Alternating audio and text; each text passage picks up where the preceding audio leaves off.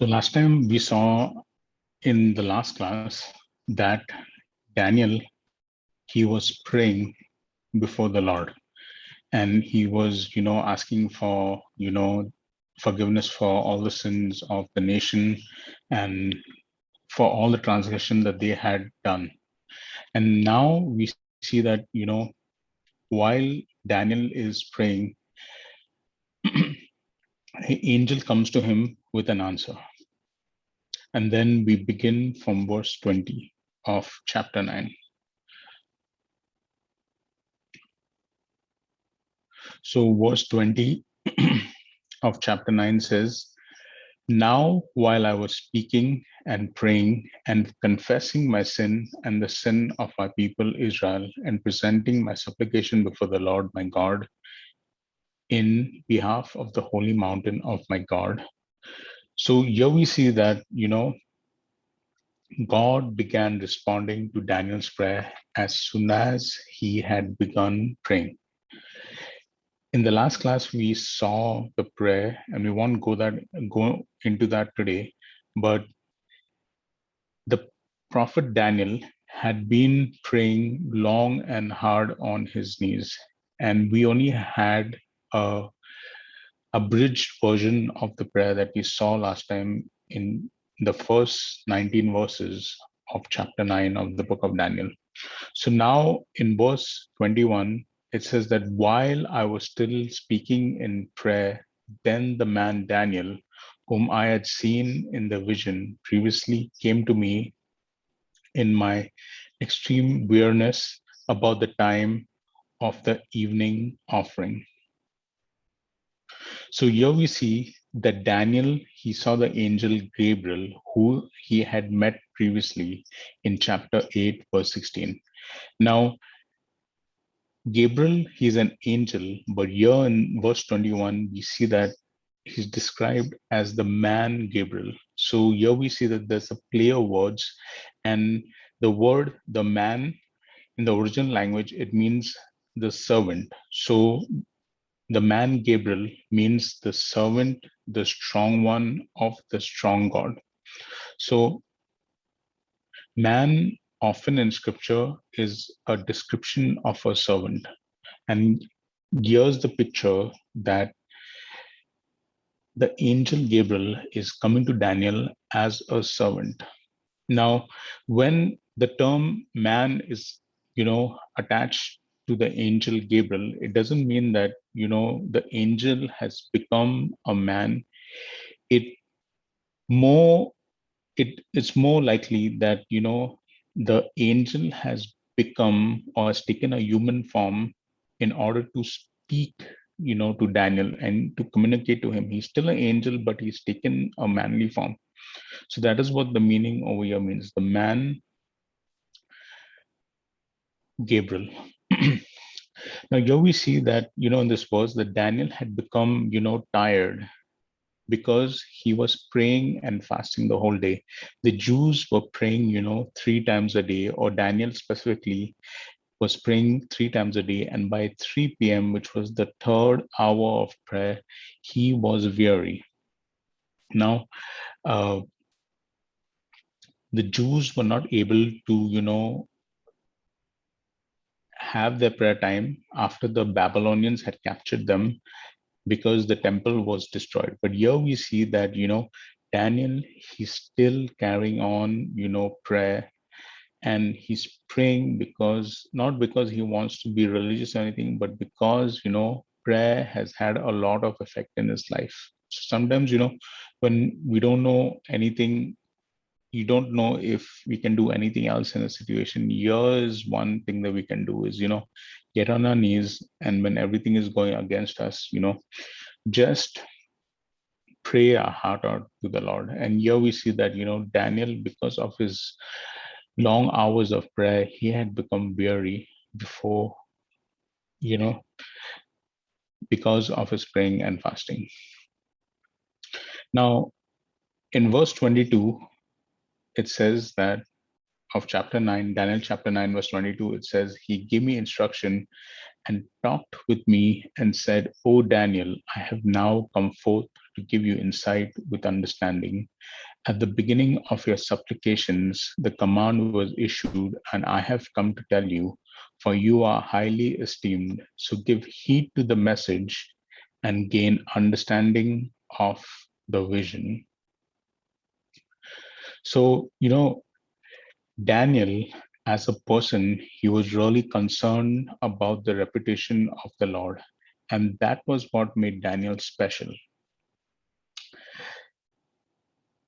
The angel Gabriel was sent to Daniel to answer Daniel's prayer. Daniel was, as we have said this before, was really, worried about what would happen to his Jewish fellow beings. So for the first time in the book of Daniel, we see that, because of Daniel's initiative, God is going to reveal something to him. And in the next few verses, we'll see and we'll talk about the 70 weeks of Daniel. Now, these few verses, okay, verse 24 to 27 of Daniel chapter 9 are the most important verses in the book of Daniel. If you didn't understand anything of the book of Daniel, but you understood only one lesson, it would be this, the 7 weeks of Daniel. And that would, make up for all the other parts of the book of Daniel. So how are these verses broken up? First, in verse 24, we see that the prophecy is first presented, okay, in verse 24. Then in verse 25, we see the first 69 weeks, okay, is described in verse 25. Then the events between the 69th and the 70th week are detailed in verse 26. And then the final period of the 70th week is described in verse 27. So let me say that again. The verses are 24, 25, 26, and 27. In 24, we have Daniel giving us a general prophecy about the whole situation. In verse 25, we have the first 69 sevens. So everything is a 7 in these verses. So the first 69 sevens, okay, is described in verse 25. Then the events between the 69 and the 70th 7 is detailed in verse 26. And then the final 7, which is the 70th 7, is described in verse 27. Okay. So let me show you a diagram. If it'll make more sense to you guys.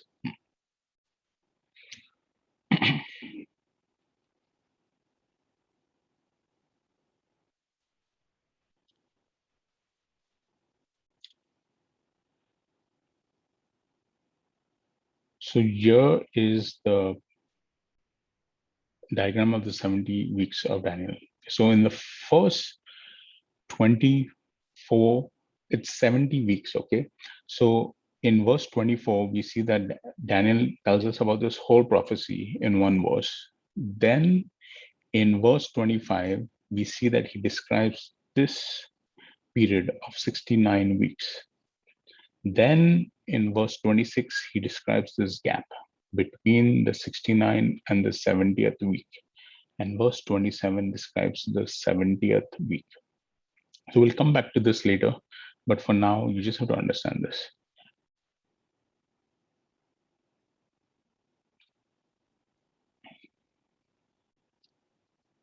So let's start with verse 24 verse first. 70 weeks have been decreed for your people and your holy city to finish the transgression, to make an end to sin, to make atonement for iniquity, to bring in everlasting righteousness, to seal up vision and prophecy, and to anoint the most holy place. So here the Hebrew word for week,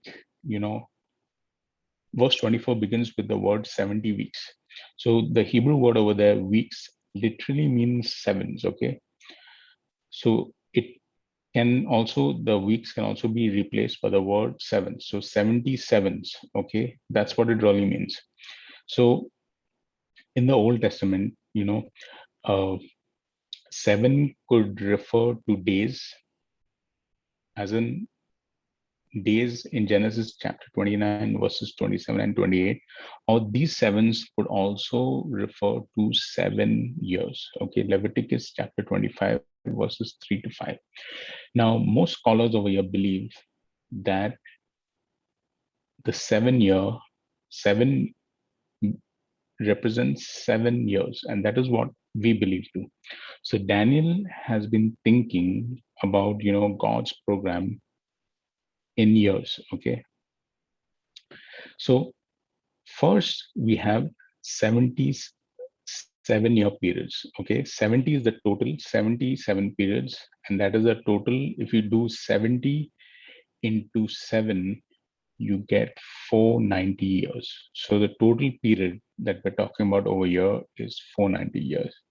So, and I'll show you the diagram again. Let me just explain it to you first, and then I'll come back to the diagram. So here, we see that Jerusalem was suffering under the hands of the Gentiles for 70 years. We know that from verse 2 of chapter 9. So the Jews in Jerusalem also would suffer under the hand of the Gentiles for 490 years.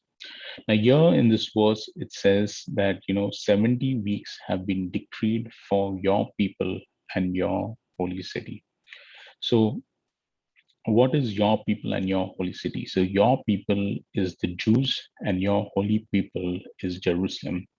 So, here we are talking about, Jews and Jerusalem, and they have nothing to do with the church, and the church is a distinct identity from Israel. Okay, so these are the things that Daniel is talking about. So God had decreed these years, He had ordained them to come to pass, and He, in decreeing these periods, there were different purposes that God had. So the first purpose was that that the rebellion against God would end. Number one. Number two, it will end human failure to obey God. Then number three, it will provide time for atonement that will cover human weakness.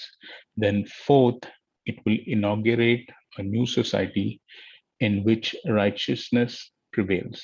Fifth, it will bring in the fulfillment of the vision that God has for the earth. And sixth, it will result in the anointing of the most holy, probably a reference to the new and glorious temple. So here we see that, God has already achieved some of these goals.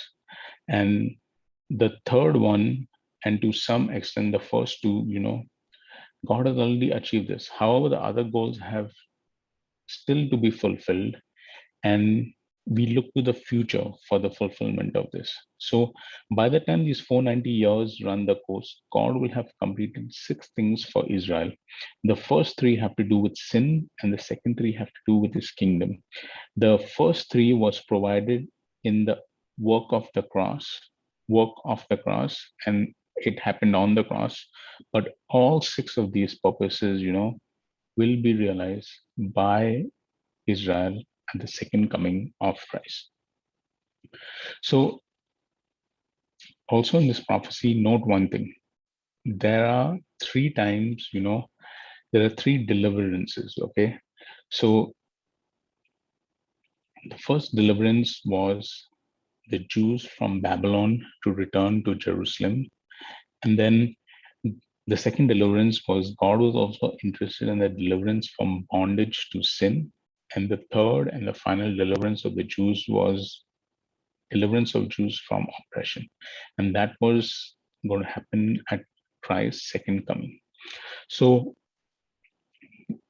verse 25 says that, so you are to know and discern that from the issuing of a decree to restore and rebuild Jerusalem until the Messiah, the Prince, there will be 7 weeks and 62 weeks. It will be built again with plaza and moed, even in the times of distress.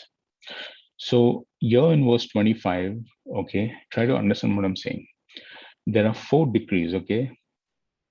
And these 4 decrees concern the rebuilding of Jerusalem. The first was passed by Cyrus to build the temple in 538 BC. The second was passed by Darius in 512 BC. This happens in Ezra chapter 1, 6 verse 1, and 6 verse 6 to 12. And then the third was Artaxerxes' decree in Ezra chapter 7. And the fourth also was a decree by Artaxerxes. He gave Nehemiah the permission to build the wall, and that happens in Nehemiah chapter 2. So there are 4 times, Jerusalem is being built in scripture, okay? And and this is what has already happened in the past, okay? So that is what is happening. So 7 sevens plus 62 sevens equal to 483 years. And Gabriel predicted that after 483 years, the Messiah would be cut off. And there will be an indefinite period between the 69th week and the 70th week, okay? So when Christ died on the cross and he was taken up to heaven, there was a gap, okay, uh, between the weeks, and 69 weeks have been completed. The last 70th week still has to occur, and that starts with the rapture of the church. We believe that. So that happens in first. We already studied that in First Thessalonians chapter 5 when we're studying the book of Thessalonians. So that happens there. So in verse 26, we see that then after the 62 weeks, the Messiah will be cut off and have nothing. And the people of the prince who is to come will destroy the city and the sanctuary, and its end will come with a flood. Even to the end, there will be war, desolations are determined. So here we see that a prince comes, and this is a different kind of prince from the Messiah, okay? He's not, what he seems to be. He will come and he will be the Antichrist. He will come initially and he will, make peace for the first 3.5 years. Then in the middle of the 3.5 years, he will stand up and he will start destroying the temple. All the sacrifices will be stopped and he will start desecrating the temple, and all the Jews will have to submit to him. Okay. And this is what verse 27 says. And he will make a firm covenant with many for 1 week, but in the middle of the week, he will put a stop to sacrifice and grain offerings. And on the wing of abominations will come one who makes desolate, even until a complete destruction. One that is decreed is poured out on the one who makes desolate. So here we see that, there is a 70th week of Daniel. And let me show you the diagram again.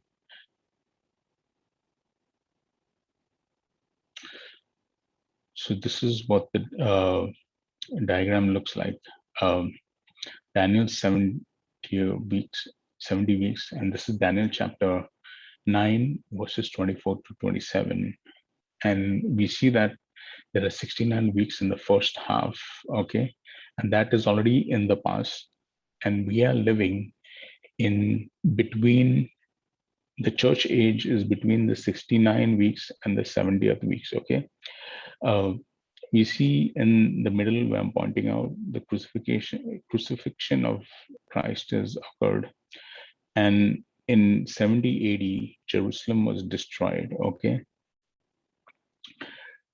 So verse 26 tells us that Jerusalem was destroyed, and this is the time of the Gentiles, as we can see, the church age, and this is the gap that we are living in. So as I've said before, Daniel is talking about a total of 70 weeks, okay? These are 70 weeks of Daniel.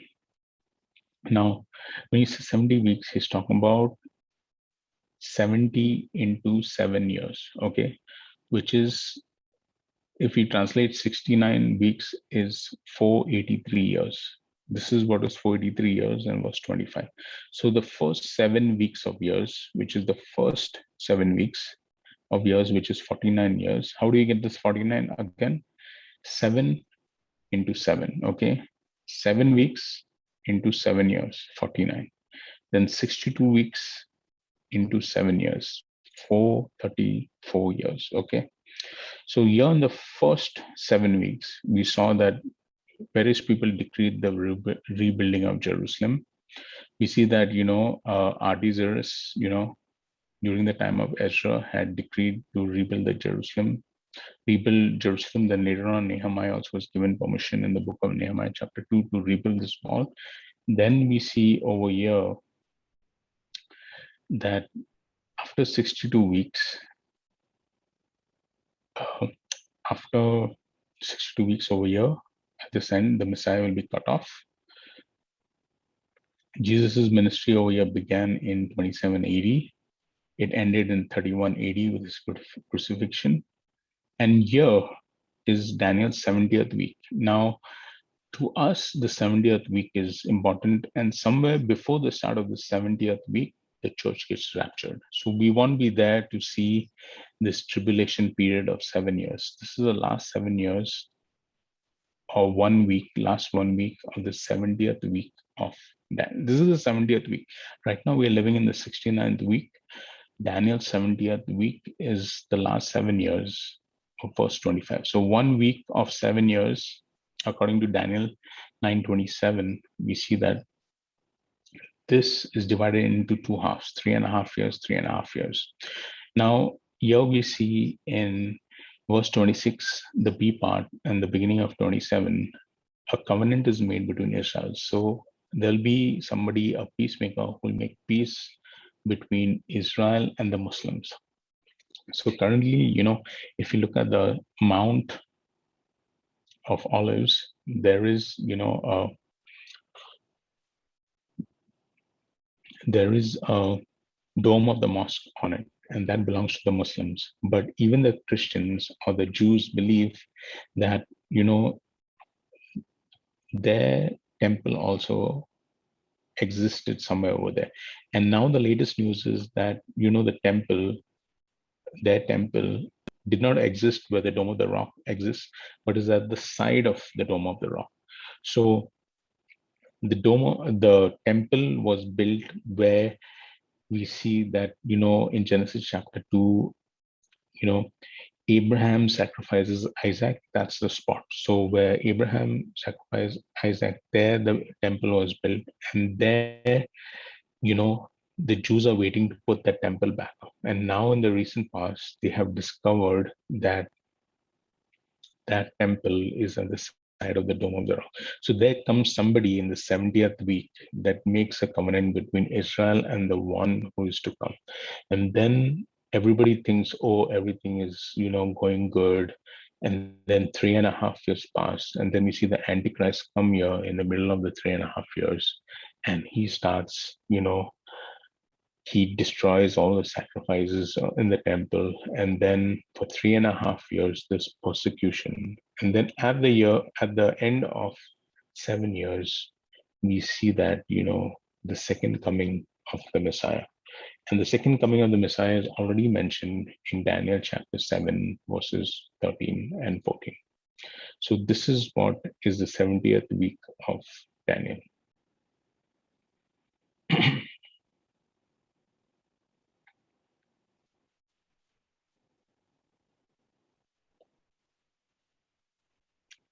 So now we have seen in the book of Daniel that, God, revealed to Daniel what he wanted to know, and he communicated to Daniel the future, okay? And God had a good intention in mind. First, God gave, Daniel a general picture of the future about humanity and then about Israel. And then afterwards, Daniel had, time to think about what God had told him. And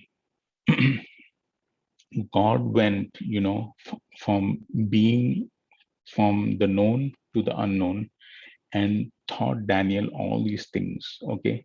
So in the final part of the book, which is, chapter 10, 11, and 12, we'll see that this part of the book talks about the future of Israel, not the past, but the future. So the chapter 10 and verse 1 of chapter 11 introduces the vision that Daniel sees. Then there are two parts to this vision: the immediate future from Darius through Antiochus, and then the distant future, namely the 70th seven, okay, the tribulation period. And then the rest of chapter 12, concludes this revelation. So we'll come to that in a different class. But for now, we'll just begin with chapter 10 for a few minutes. So we see that, in chapter 10, Daniel is terrified by a vision. Okay. So in verse 1 of chapter 10, it says that in the third year of Cyrus, king of Persia, a message was revealed to Daniel, who was named Belshazzar, and the message was true and one of great conflict. But he understood the message and had an understanding of the vision. So the third year of Cyrus's rule as king over Babylon was 536 BC. Cyrus was the one who issued the decree, and he was the one who allowed the Jews to return to the land and rebuild the temple in 538 BC. Now, some had departed the same year, okay, under Zerubbabel's leadership. They had, also started the sacrifices. We know that from Ezra chapter 3, verse 6. And by 536 BC, they had begun to rebuild the temple. We know that from Ezra chapter 3, verse 8. So Daniel would have been in his late 80s, and because of his age, he did not return to the promised land. Daniel remained in the government service of Babylon. He returned till the first year. He remained in service till the first year of Cyrus. And we know that from chapter 1, verse 21. He remained in Babylon, till he retired. So this is the message that came to Daniel. It was a revelation from God, and this was a vision. So the message, and the vision that came was more of a spoken message, and it was again from an angel. Now, because of this message, Daniel was fearful. Okay. And every time Daniel, sees a vision, he understands the whole picture in more detail. So the revelation in the vision given to Daniel on this occasion, shattered any hope the prophet might have had that Israel would enjoy, freedom and peace. So he was terrified because he knew eventually that all the Jews were going to suffer. Now, in verse 2, it says that in those days, I, Daniel, had been mourning for 3 entire weeks. I did not eat any tasty food, nor did meat or wine enter my mouth, nor did I use any ointment at all until the entire 3 weeks were completed. So the vision in chapter 9 came after Daniel had been praying and fasting. Okay. The vision that follows also came to him after the vision year came to him after he had been mourning, fasting, and praying for 3 weeks. Now, these were literally weeks. Okay. So evidently, the previous revelations from God and the welfare of the Jews who had returned to Palestine, they were encountering opposition, and this was what Daniel was afraid of. many Israelites returning to Palestine, God had already revealed that they would experience some sort of trouble over there.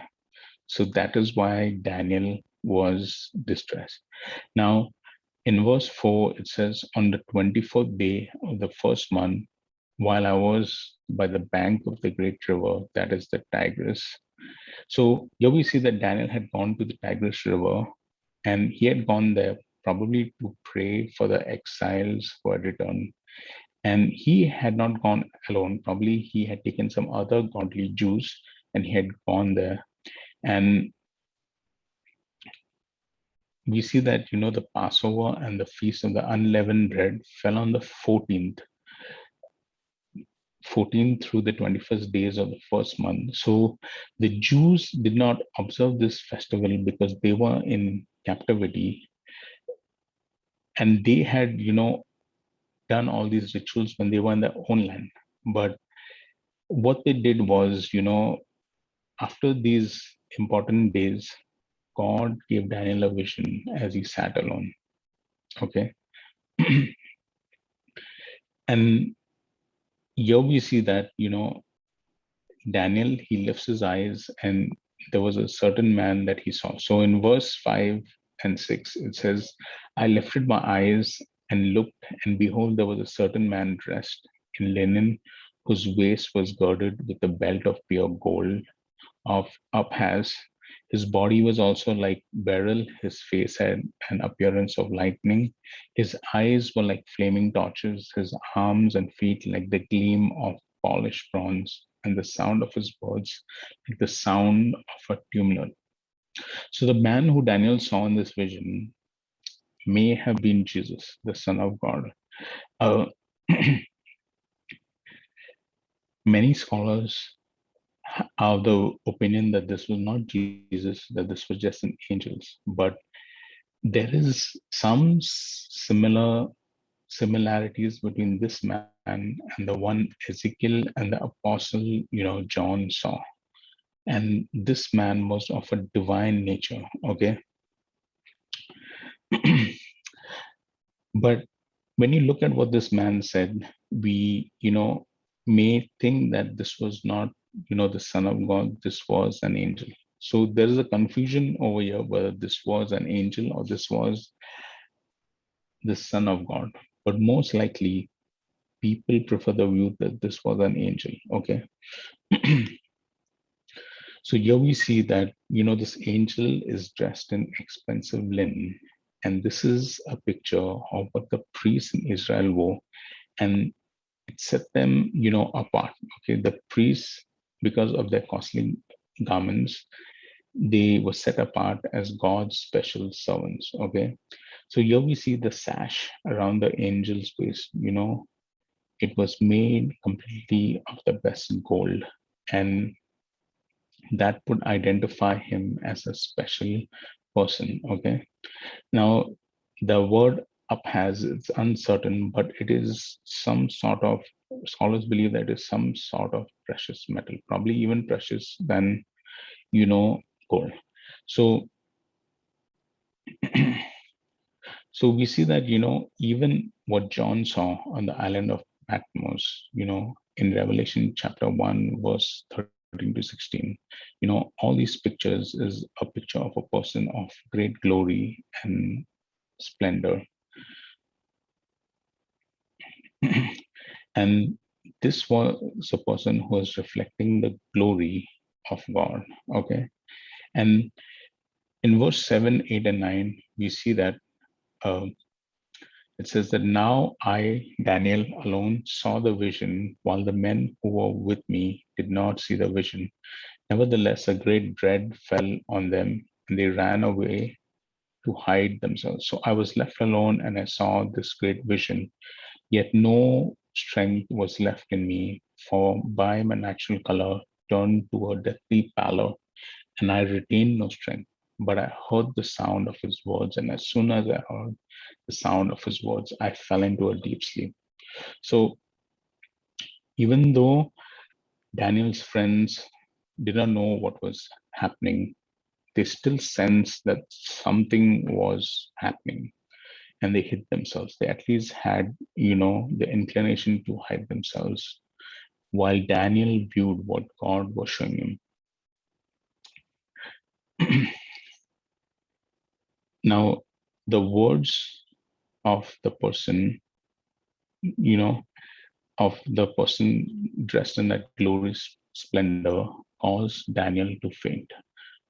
It was probably something that he saw that was so terrifying that, he became anxious because of the concern for his fellow Jews, that he fainted to the ground. So first we see that Daniel, he went with some Jews, then later on he's left alone because those people deserted him. And in verse 8 it says that, he saw this great vision and there was no strength left in him. Even his color of his skin turned and he had no strength. So we'll catch up in the next class. And this is a class for today that, you know, Daniel, he's a praying person and he sees another great vision, um, which we'll do in the next class. And this is what the class is. The main portion of today's class was the 70th week of Daniel. So this is a class for today, and I will see you guys next week. So let's close with a word of prayer, and we'll start from verse 10 of chapter 10 next week. We'll try and go till the whole end of chapter 10 so you guys can read and come. So